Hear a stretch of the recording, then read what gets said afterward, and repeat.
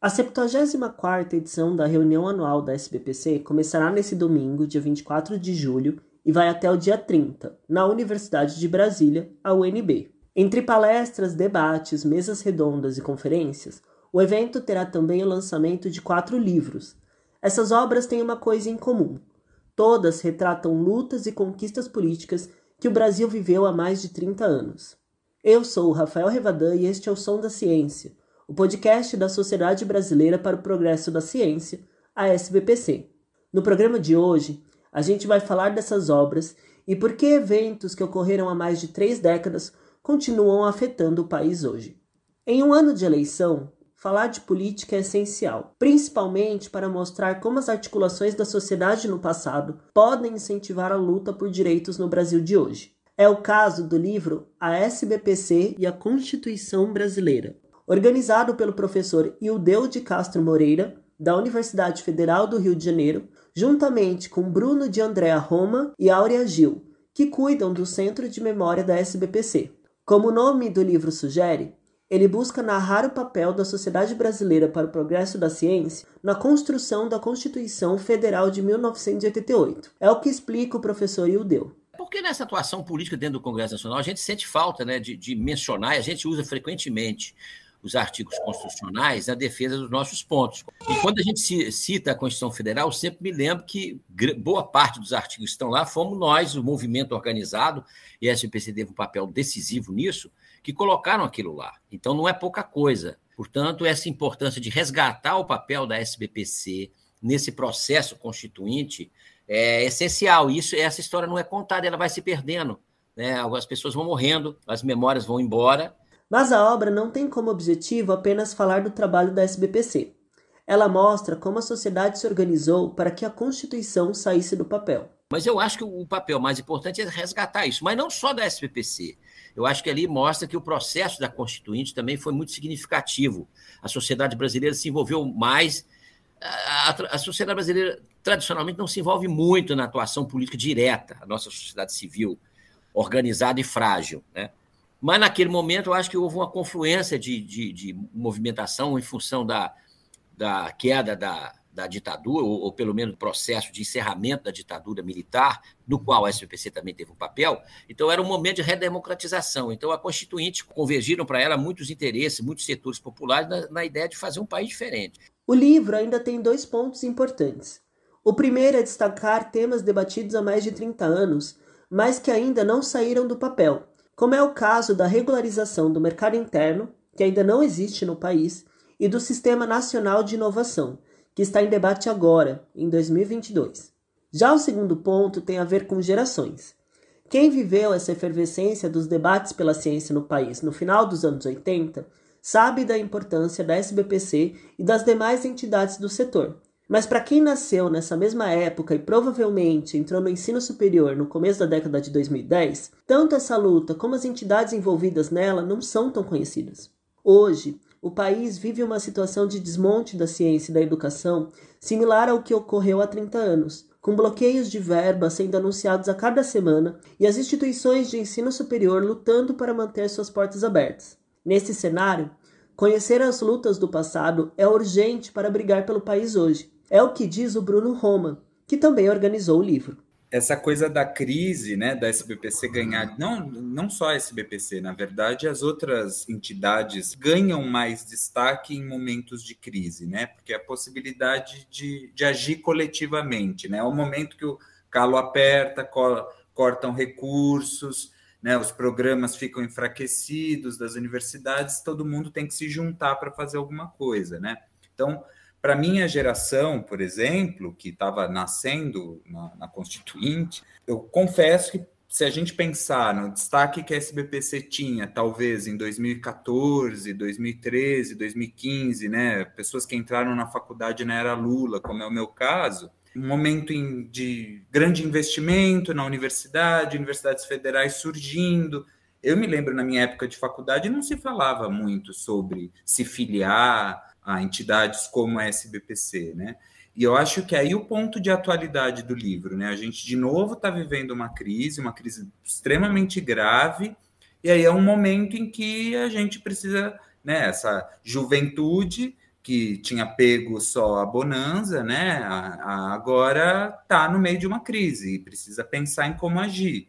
E acho que o livro traz, né, colabora com o conhecimento histórico para essa ação. O lançamento do livro A SBPC e a Constituição Brasileira acontecerá na próxima segunda, dia 25, às 6h30 da tarde, no Anfiteatro 12 do Instituto Central de Ciências da Universidade de Brasília, o ICC. Depois do lançamento, o livro será disponibilizado gratuitamente para download no site da SBPC. Já a segunda história a ser lançada na 74ª reunião anual é sobre um som bem familiar, que a gente costuma ouvir a cada 2 anos. É a urna eletrônica. Fernanda Soares Andrade é jornalista e assessora de imprensa do SINDICT, que é o sindicato que representa os servidores públicos federais que trabalham nas áreas de ciência e tecnologia do setor aeroespacial. Há 10 anos, os membros do sindicato ficavam insistindo para que ela escrevesse a história da urna, mas ela não via muita relevância nisso. Eu pensava, o que tem para falar da urna eletrônica? Né? É um equipamento que todo mundo usa.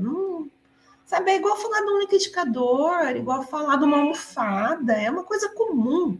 Eu não via que tinha alguma coisa interessante na urna eletrônica. A sua visão começou a mudar após as eleições presidenciais de 2014, quando figuras públicas começaram a insinuar que houve fraude eleitoral, uma narrativa com informações falsas que ganhou força na eleição seguinte, em 2018, e que segue em alta nos dias de hoje.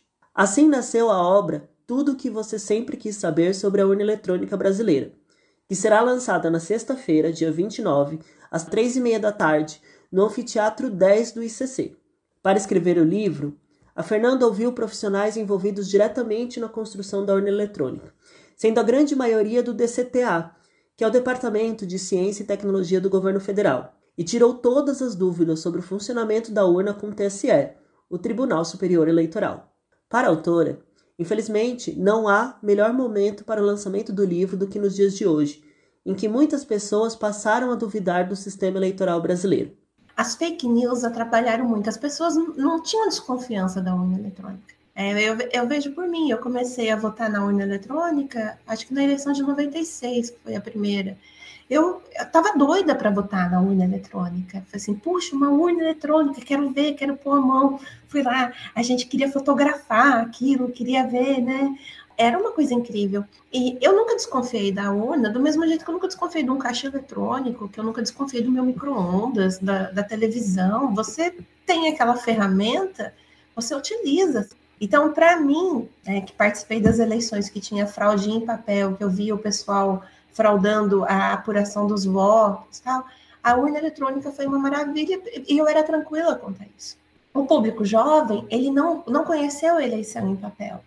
Ele não sabe como eram as fraudes, como era a demora para a apuração, a recontagem de votos, que sempre dava um número diferente depois, porque na apuração humana você está sujeito ao erro, né? Não intencional, me enganei, ou a de maldade mesmo, né? Você puxar o voto em branco ou o voto nulo para o montinho do seu candidato, da sua preferência. Além do lançamento na 74ª reunião anual, o livro também está disponível gratuitamente para download no site do SINDICT. O endereço é sindict, com D mudo e tudo junto, .org.br. Já os 2 últimos livros a serem lançados na reunião anual falam de um mesmo universo, a educação. A obra UNB anos 70, Memórias do Movimento Estudantil, narra o período em que a Universidade de Brasília tinha como reitor o militar, físico e professor José Carlos de Almeida Azevedo. A gestão de Azevedo é marcada por uma série de ações autoritárias, muito similares à ditadura vivida no país, e que incentivaram a revolta estudantil. Quem conta é a jornalista Maria do Rosário Caetano, que organizou a obra. Sob ditadura, a nossa geração se insurgiu e em 1976 tentou recriar o DU, o Diretório Universitário, e 7 estudantes foram expulsos. A luta estudantil continuou e em 77 se tentou fazer de novo as eleições para o diretório. Conseguimos, mas houve uma greve geral em 1977 e 30 estudantes e mais 30 foram expulsos e mais 30 foram suspensos. Então, a UNB viveu nos anos de 76 e 77 um movimento estudantil muito intenso e nós queríamos documentar a memória desse período. Já o último livro que compõe essa programação cultural é Lendo Paulo Freire, Conhecendo o Rio Capibaribe e Produzindo Conhecimentos, que foi organizado pelas professoras Maria do Carmo Figueiredo Soares e Marília Gabriela de Menezes Guedes. A obra é um trabalho colaborativo desenvolvido pela SBPC de Pernambuco e pela Cátedra Paulo Freire da Universidade Federal de Pernambuco, a UFPE. A obra analisa o rio Capibaribe por meio da ecopedagogia, numa abordagem influenciada pelo pensamento freiriano. Esses 2 livros serão lançados no mesmo dia e horário, anota aí, na próxima terça-feira, dia 26, às 6h30 da tarde. O lançamento do livro UNB Anos 70 acontecerá no Anfiteatro 9 do Instituto Central de Ciências da UNB. Já o lançamento do livro Lendo Paulo Freire será no Anfiteatro 13. Lembrando que a programação da 74ª reunião da SBPC começa nesse domingo, dia 24, e vai até o dia 30 de julho, na Universidade de Brasília. Essa edição acontecerá de forma híbrida, ou seja, com atividades virtuais e presenciais nos 4 campi da UNB. As inscrições são gratuitas e você pode se cadastrar até o final do evento. Mais informações e a programação completa estão disponíveis no site oficial ra.sbpcnet.org.br/74ra. E fique ligado nas nossas redes sociais. Estamos no YouTube, no Instagram, no Twitter e no Facebook. Basta pesquisar por SBPC. O podcast Som da Ciência é uma produção da equipe de comunicação da SBPC e está disponível nas principais plataformas agregadoras de podcast. Ouça, compartilhe e assine o feed para saber todos os novos episódios. Até a próxima!